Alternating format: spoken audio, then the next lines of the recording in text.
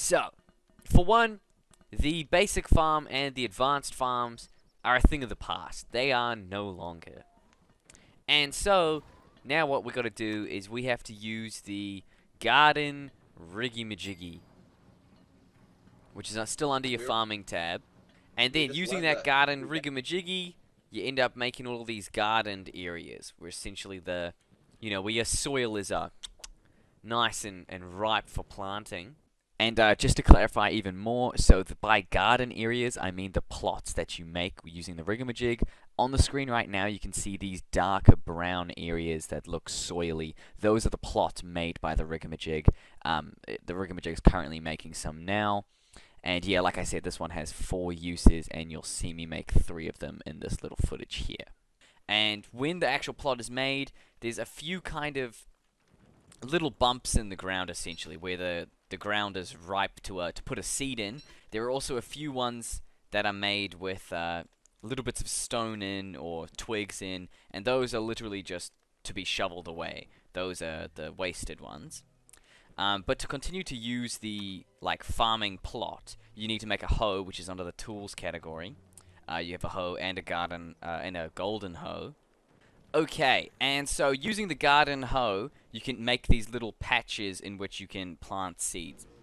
And what you also want to then go and make, because you can plant all your seeds and you can do all that, and that'll start growing their plants. But what you want to know is you essentially want all the information about your plants, and you're going to want to make a gardener hat, which is also under the food tab, somewhat near the...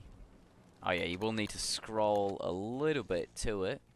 And the gardener hat is a little bit complicated. So it looks like this, that I've got on my head here. Okay.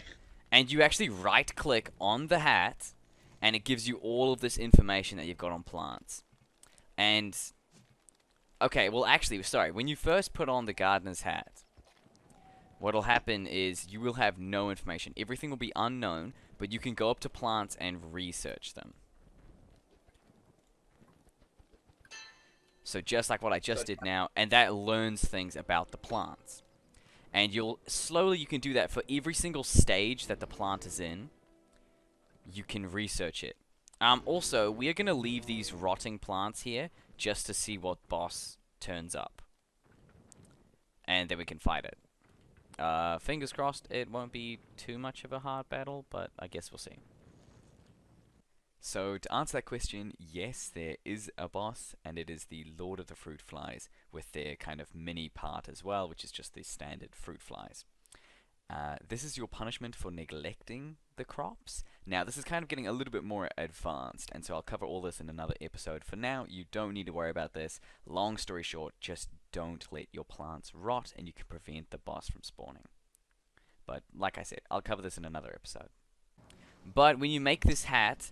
essentially, you then have to research everything. So research manures, research your fertilizers, but mainly, I reckon, the basics will be to just research plants. Every single stage of growth, make sure to research it. If you just hover your mouse over the plants while wearing the hat, it'll let you know whether or not you can research it, and just press research whenever you can. That's going to slowly fill out your information tab on all of your plants. So tell me, what's the benefit of learning about the plant? I'm actually just going to interrupt myself here because my explanation wasn't that great. So, long story short, you're going to want to research and fill out all of this stuff on plants because it's going to come in really handy in the future. I'll cover all of this in advanced videos, but essentially it's going to be for growing giant plants, dealing with the boss. I believe actually growing the plants faster and having them be more happy. And so these are the reasons you're going to want to fill out those tabs. Like I said, it's just going to be something that comes in handy later on. But you might as well already start it because you kind of have to go through every single stage, and the earlier you can get onto that, just the easier it will be. Trust me. And so in this next clip, I'm talking about combinations because as a result of learning all the information and studying all the stages of a plant, you get to learn about its nutrient cycles, and so plants use a certain type of nutrient and produce another type of nutrient, and these are the nutrients into the soil that I mean. And so a carrot produces manure and compost, and so I'm going to be talking about kind of why it's going to be beneficial to learn this. you know, pairing a carrot with something that then consumes manure and compost will then be a good match, because they'll kind of just benefit off each other, if you understand that. By researching them, you find out what they need to grow, and then apply those exact needs. Then that's when they grow big, or when do they grow big? Yeah, so essentially, so there's a whole mechanic which is a plant's happiness. And wearing the hat, you can literally walk up to plants and assess their happiness. And that's when you're, so for one, I think talking to the plants makes it more happy. And of course, whatever its needs are. So if it needs very manure-rich soil, you can literally go and just plant manure into the ground.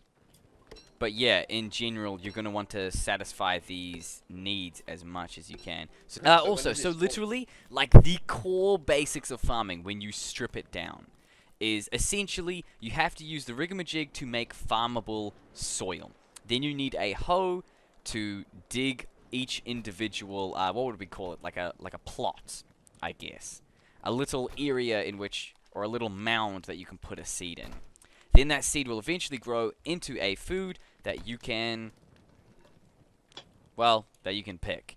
In general, as long as you put a seed in, it'll eventually turn into a fruit or a vegetable of some kind, without any other care. Putting care into it just increases that. But the core mechanic of literally, if you just want some fruits or some vegetables, just use your ringamajig, dig a little thing with your hoe, and put a seed in, and eventually you'll get one. Okay, and I think this is still fairly basic. Seeds. Certain fruit, if the fruit is actually very happy, like the plant is very happy, I believe there is a higher chance of them dropping seeds for the particular plant that is growing. For example, corn, that is a very happy corn plant, has a higher chance of actually dropping corn seeds. So right here, I've got in this icebox here, pumpkin seeds. Now, pumpkin seeds will literally just straight up grow a pumpkin. And that's kind of where you're stepping into the advanced, or a slightly more advanced side of farming, where you're choosing the specific crops that you want. Where just putting down any seed has a random chance of growing whatever plant, including weeds. Meaning that if you're dealing with specific seeds, you can never get a weed, I believe. It'll always produce the pumpkin or the corn or the eggplant. So does the plant drop the seed instead of the fruit when you pick it? No, it will drop it with it. So you will get the fruit and also the seed. Or you will just get the fruit. Probably what I'll discover and then teach later, or yeah, I'll just be teaching this later, is essentially giant crops need the right combinations of resources and nutrients in the ground. And by giant, I literally mean you can't pick them up and put them in your inventory. You literally have to carry the fruit on your back. It's that big. And when you smash it with a hammer, it then drops like 4 eggplants into one eggplant. It's a big boy. And to do that, you're going to need combinations. So, for example, you know, like what we were saying, getting the nutrients in the ground the right thing. So, for example, a plant that needs manure, you know, providing all around it plants that only provide manure and don't consume manure. So the ground is insanely rich in manure, or if it's compost, or whatever nutrient. And that's going to be how you get these giant plants, essentially figuring out the right combinations. And, of course, to then have the seeds as well, because, you know, combinations are great, but you don't really want to be shoveling up every single plant that isn't the right one, because that's a lot of maintenance. Ideally, you just want to be doing seeds.